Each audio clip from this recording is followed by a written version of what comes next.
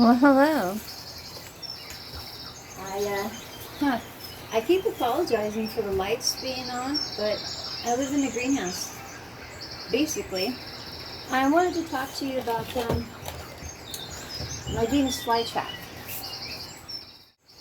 I was given one,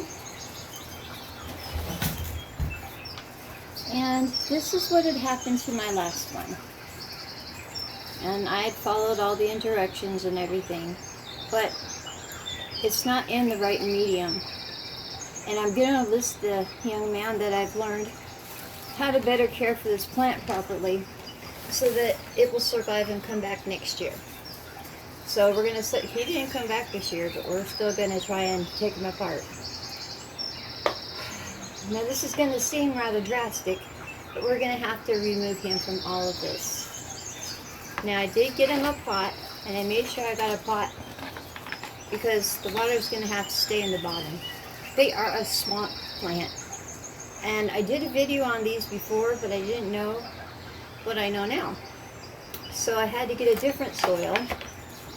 And I want to make sure you could see that.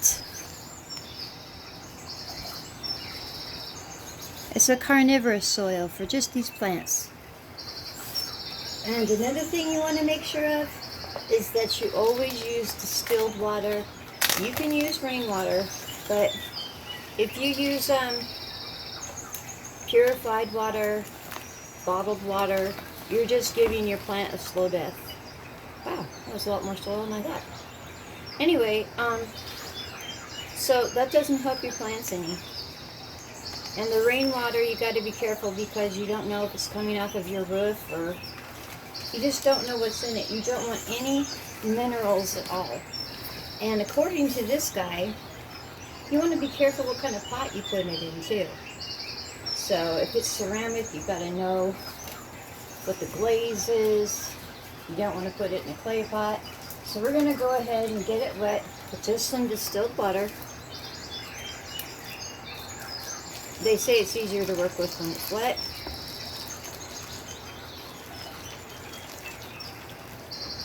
And I'm going to want to wet this little fellow down a bit too. That'll make it easier to work with him. But the whole trick to this is not only the distilled water, but keeping this little tray underneath. That's why I like this pot so much. I got it at the dollar store with water so that it could pull it up with its roots itself. It still isn't really wet yet, but while it wettens up some, we're going to go ahead and work with this little plant here. I'm going to be careful with him. Oh, this one's not wrapped in peat moss, which is different. Let's get something to put this in. And always take them out of these containers, please, right away. This will kill your plant. It's like not even a mini greenhouse. So get them out of there as fast as you can. And luckily for me, mine's just a baby, so it hasn't had time to really be treated yet. So, I need something to put this in. Let's see what kind of root system he's got going on. Ooh, that looks good.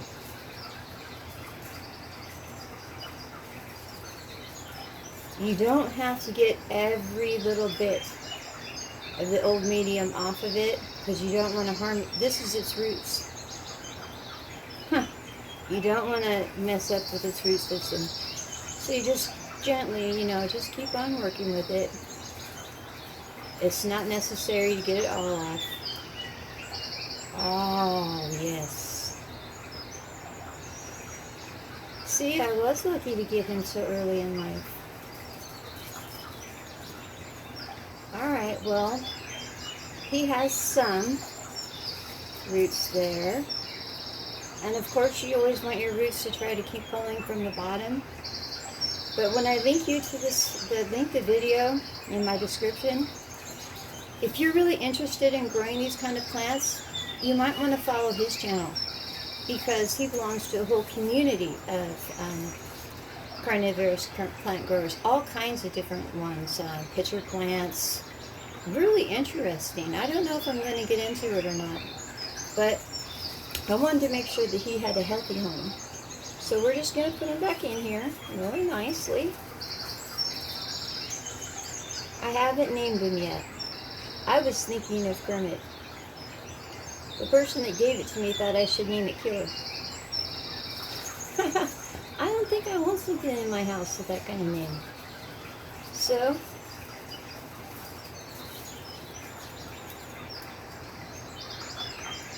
I know this isn't much of a long video, but I wanted to address this because I had to do something for him. And I don't think he appreciated what I just did to him. But I'm going to get this soil nice and wet. They like to be wet, but they like to be able to pull that up themselves. This is the bottom. And as soon as I know that he's soaked up enough water, I'll put the bottom on him full of water. But I thought we'd go ahead and take this one apart and see what kind of shape he's in, because he didn't bounce back this year.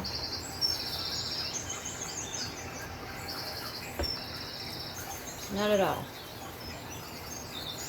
So, I may not have anything.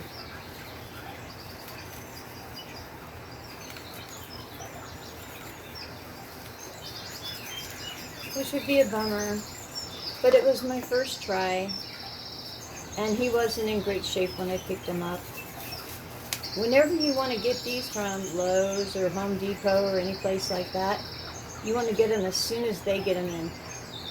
Because they don't do well when they just sit.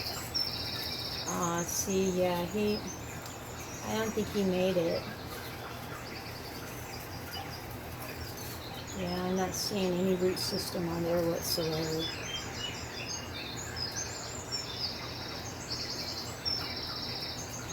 But you know,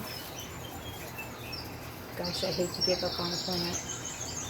But no, he died. He doesn't even have a rhizome or anything. So that's what happens when you don't use the distilled water. And they need to go through a winter of their own. And believe me, this guy's like a guru. And because I don't live in a climate where I can leave it outside, it's going to go in the refrigerator.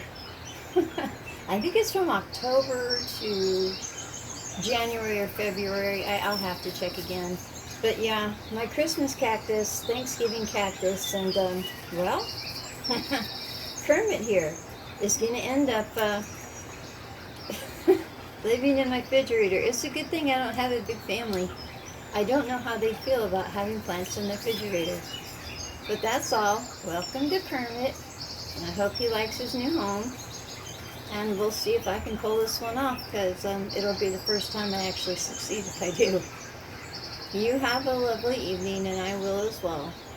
I will talk to you later. I will be talking to you next about a microbial supplement. It does have some of the same things that were in the recharge, but not all of it. The recharge is mostly for plants in shock, transplanting them, you know, they've gone through a rough time. And then once a week you hit them with this other one that's sea kelp and, oh, I don't have the bag with me, but it's all natural. So once a week you just come through and you give it to them, and I'll show you how. You got to pH out your water. Can't tell you enough about pHing out your water.